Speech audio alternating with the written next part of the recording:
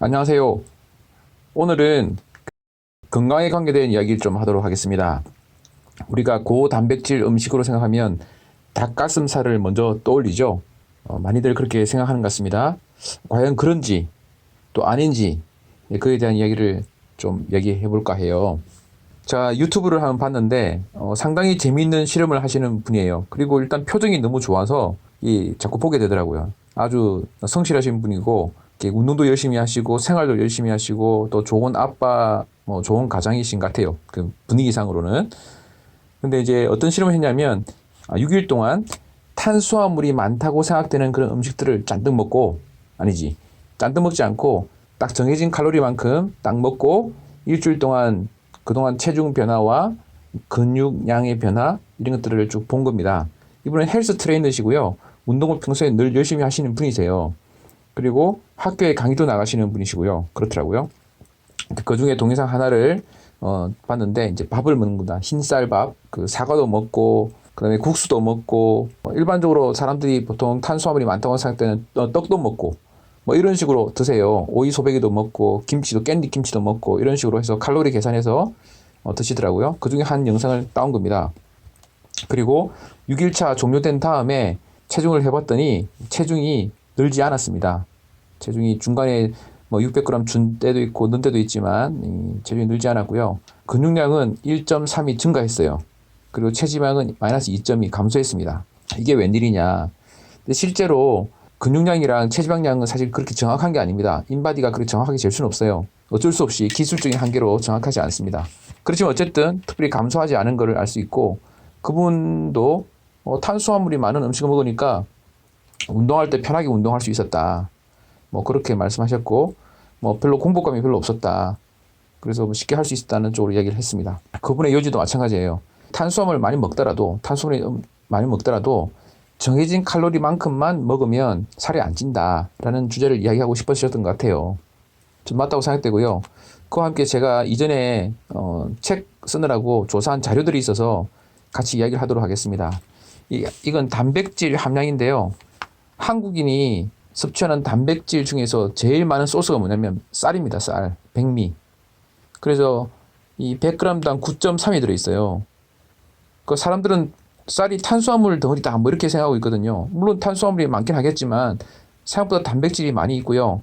그래서 결과적으로 우리나라 사람들이 쌀을 많이 먹기 때문에 전체적으로 보게 되면 단백질의 주 공급원이 백미입니다. 그것이 1등이에요. 그 다음에 돼지고기, 닭고기, 소고기 순인데요. 비교해보면 돼지고기, 소고기, 살코기가 있잖아요. 그럼 엄청 많을 것 같죠? 쌀보다도. 근데 3배가 안 돼요. 거의 2배? 9이 18이니까 약 2배 정도 되죠. 그러니까 백미가 소고기의 절반 정도의 단백질이 있다는 거예요. 이런 것에 대해서 생각보다 사실 잘 모르시는 것 같아요. 그리고 많은 사람들이 우유는 단백질이 좋다. 단백질이 많다고 생각하시지만 실제 100g당을 따져보면 우유가 생각보다 적습니다. 그걸 알 수가 있어요. 그러니까 이거는 제가 조사한 자료는 아니고 당연히 보건복지부에서 나오는 거예요. 출처는 뒤에 바뀌겠습니다.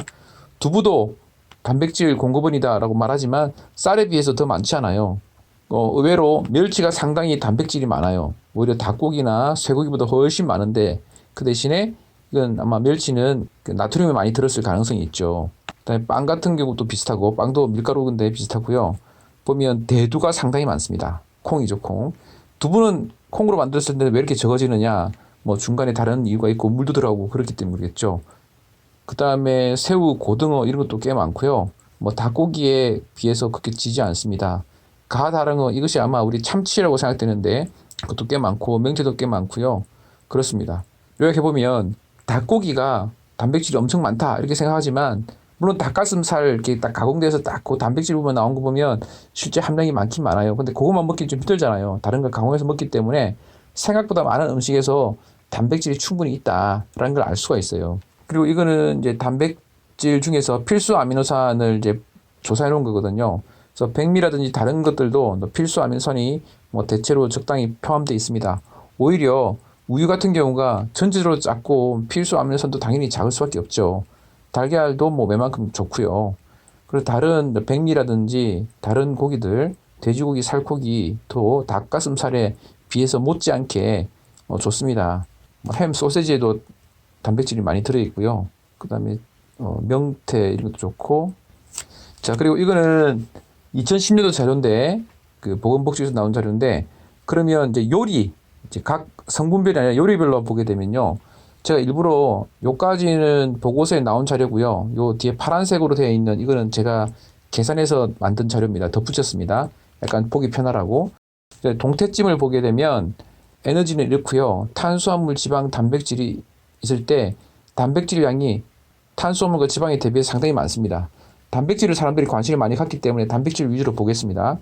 그래서 지방 나누기 단백질, 아니 단백질 나누기 지방. 그래서 결국 하게 되면 43배예요.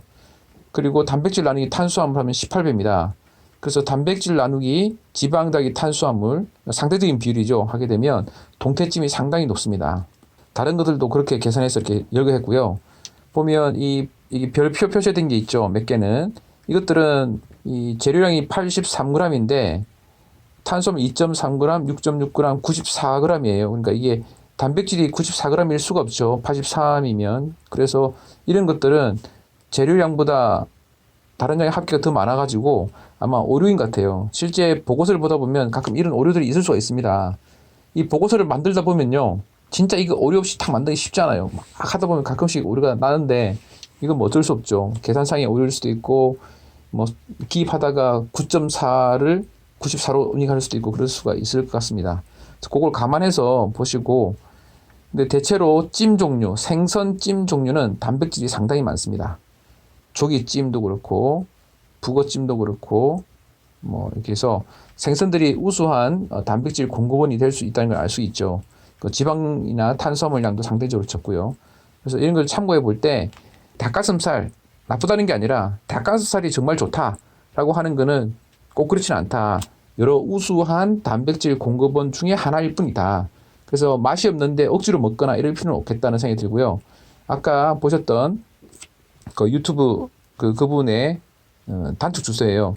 제가 이 링크는 사실 붙여드릴게요. 요 문장을 그대로 해줄 테니까 이렇게 검색하시면 2020년 요거와 이것도 그 문서를 다운받을 수가 있어요. 아주 자세히 나와 있거든요. 뭐 제가 요약해드렸지만 원문을 보고 싶은 분들은 보시면 되겠습니다.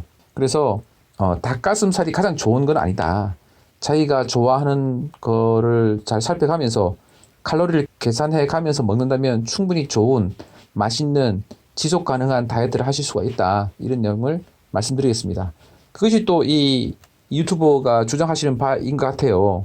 너무 막 특별히 하나만 주장할 게 아니라 자기에게 좋은 지속 가능한 다이어트를 하면서 적당량을 먹으면 된다. 음식 종류와 상관없이 골고루. 아마 그것이 이 유튜버께서 주장하시는 바인 것 같아요. 저도 상당히 동의하고요.